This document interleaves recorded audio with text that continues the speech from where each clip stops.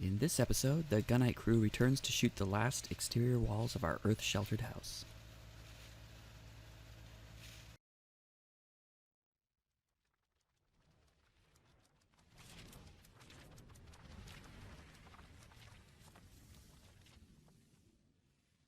Since we had a weekend between the crew shooting the roof and coming back to shoot the south wall, this first vault was cured enough to strip the forms, and I just couldn't wait to do it.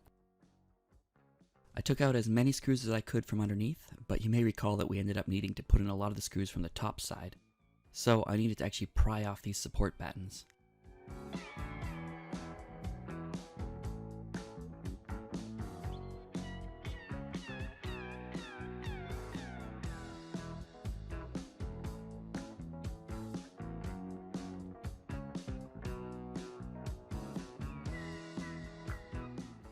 Eventually, after unhooking enough of the structure, I was able to rip down the hardboard forms and clean it up a little.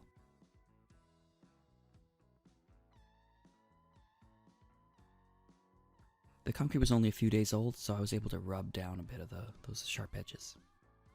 It was actually quite workable. The concrete was still green, which gave it an interesting sheen. Vault 1 looked so good that I also took down the second vault.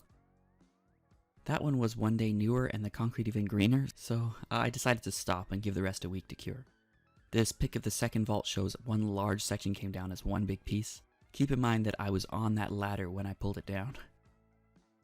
The guys showed up the next day and got to cranking out the concrete. They're shooting several inches thick right onto the lath-covered insulation. You can see it's a bit lumpy to start, but then they quickly clean it up.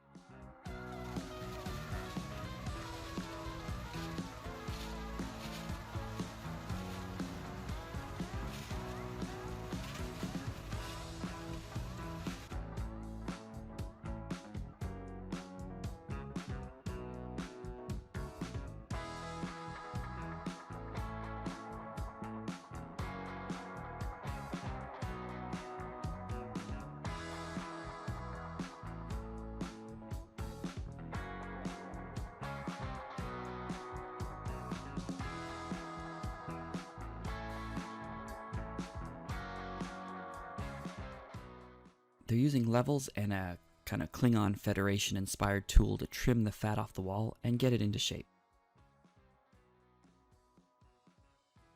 Often you see they go over a section a second time to add more gunite. I think they're filling in some of the lower spots, then they get back to cutting it.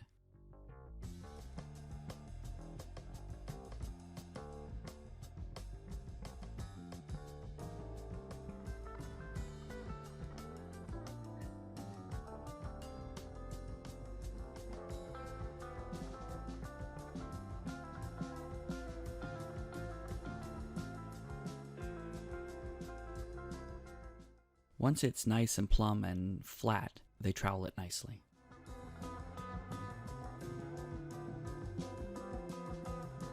Now it's starting to look good on that top right side as Scott gets some good finished trowel work in.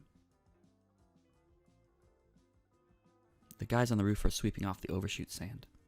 It's good to have a crew like this where everyone knows their jobs and is just getting the work done. Made the whole thing seem to go really fast. Scott on the top right scaffold is actually the boss, but I don't think I ever saw him needing to find or tell someone to go and take care of any job that needed to be done. Maybe he gave them a look or a signal?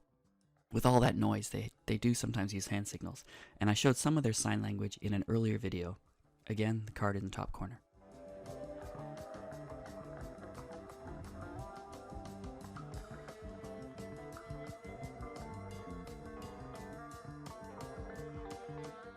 Here's some second camera footage so you can see the Gunite rig turning on and off as they need it. I think this ability to start and stop is the main benefit of Gunite over shotcrete. You're not dependent on concrete trucks rumbling in every 45 minutes. The stress levels are much lower when you can just turn it off. Also, you don't waste as much concrete. For more info on how this Gunite rig works, just check out some of my earlier Gunite videos. I'll put a card in the top right corner. I thought I was making it easy on them by having this Gunite really thin on this south wall, but they said it would have been actually easier to work with if it had been an inch or two thicker. It comes out the gun so fast that it's hard to apply it uniformly when the layer is so thin, and that's why they had to do that second weird pass.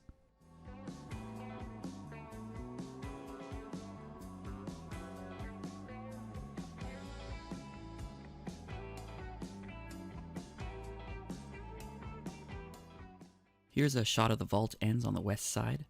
It's the same plan and process, just a smaller scale and a better view of it. After shooting this first pass of the concrete, they went down to help with that south wall while it's set up a bit. And then they come back into a second layer, again I think to fill in any little divots that they thought were there. And now Carlos is carving off the fat as the sun sets.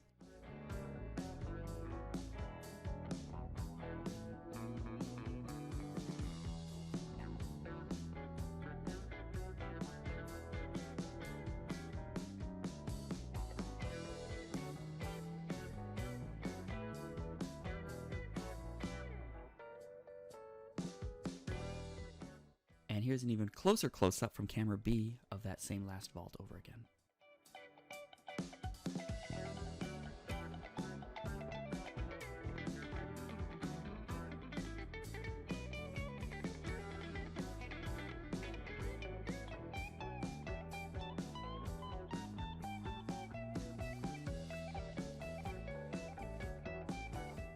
About 3 days later, it was cold and snowing. We just barely got in under the weather wire. We needed to keep everything warm for the first 7 days of curing, so I ran heaters constantly. At the time, I was actually a bit worried that the low temps had interfered with the curing and compromised the concrete. However, in the spring, I was cleaning up some of the lumps that were left outside, so they had no heaters at all to help those cure. They were very hard. I also had to jackhammer out the concrete that fell in the chimney, and that took me 3 evenings because it was so hard, so I'm not worried about it anymore.